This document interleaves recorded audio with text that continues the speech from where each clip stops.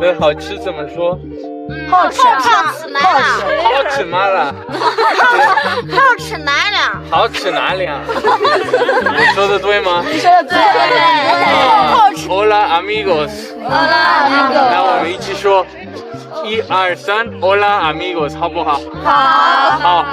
准备好了吗？好。1、2、3 Hola amigos。好，非常感谢你们，太棒了！你太老了。So the guy that put this whole thing together did so about 2,200 years ago, and he was a pretty influential guy. As a matter of fact, he was very, very influential with regards to Chinese history. When he was emperor, China was sort of split into 7 districts, 7 separate spaces. What he did is he unified all 7 together. And in unifying them, he was able to kind of also do things that would spread across all of the provinces, which, for example, was like weights and measures, like kilograms and how things are standardized. Because the whole country was unified as one, he was able to spread that equally. Now, his mausoleum, the same like mound that we saw in the last episode, is not here. He's not buried here. His mausoleum is about like 2.5 kilometers away from here. This was sort of hidden from history for a long time until it was discovered by a lowly farmer digging for water.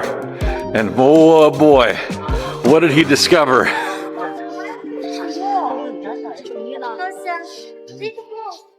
What do you think of this? It's pretty impressive, isn't it? Right? It really is, yeah. I mean, this is no joke, and this is just one of the pits, you know?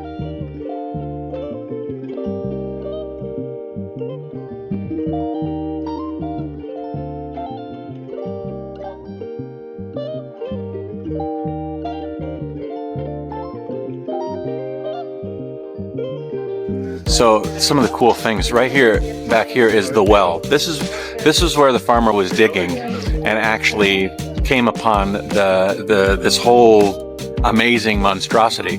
Now, if he was digging just 1 meter farther this way, he would have completely missed this whole complex, and it might still be hidden to date.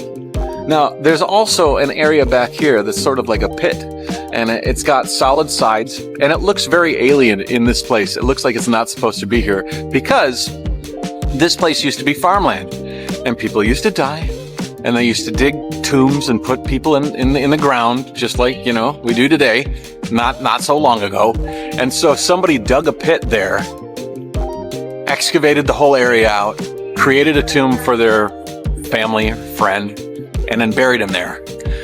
And he buried his friend or family in a situation where he was surrounded by one of the most amazing armies in the world.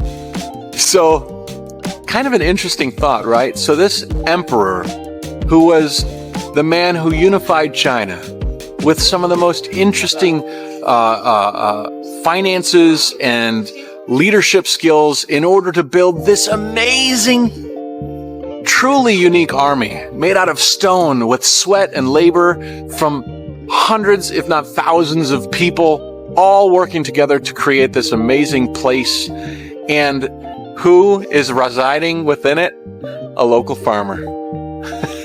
I mean, and if you look at these characters, each one is different.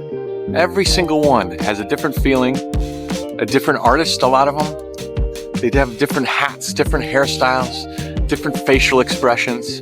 The emperor wanted each one of these terracotta warriors to be unique, special, because they were going to be the ones that were going to take care of him and be his buddies in the great beyond. In a lot of cases, you have situations where there's horses, there's chariots, there's archers, there's soldiers, there's generals, and then there's the pawns, the ordinary military cohorts that you'd have in any sort of army.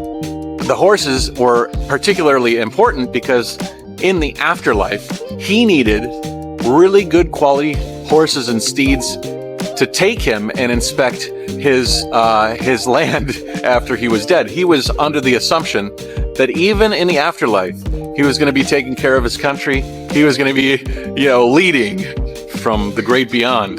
This pit right here is interesting because underneath it lies the terracotta soldiers And they know what's underneath it because they've used sonic imaging to read what's beneath the surface. They know it's there, but they're a bit afraid to exhume everything because in a lot of cases, these were extremely beautiful and ornately decorated. We'll see it in the museum later where they have pictures and representations of what it used to look like. And once the oxygen is reaching the stone, it starts to become bland and sort of bleached.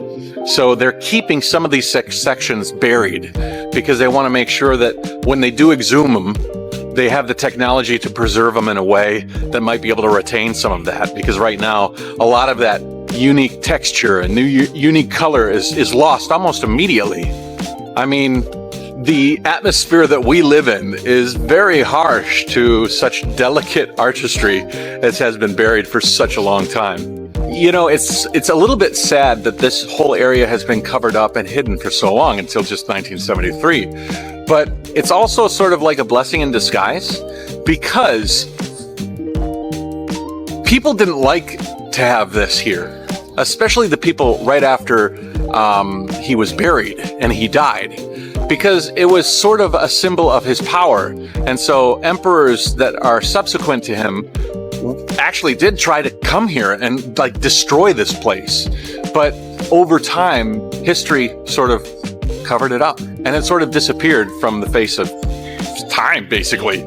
And almost it was a welcome thing because it preserved it so that when we were ready to experience it and preserve it, it came out, and now we're actually taking efforts to keep it the way it was. But probably if it came out in the period of time after the death of the emperor and it was completely discovered at that period of time, it would have probably been completely destroyed and leveled, and we would certainly not be seeing what we see today. So it's kind of thankful that it was lost to time, you know, so that it could be discovered today.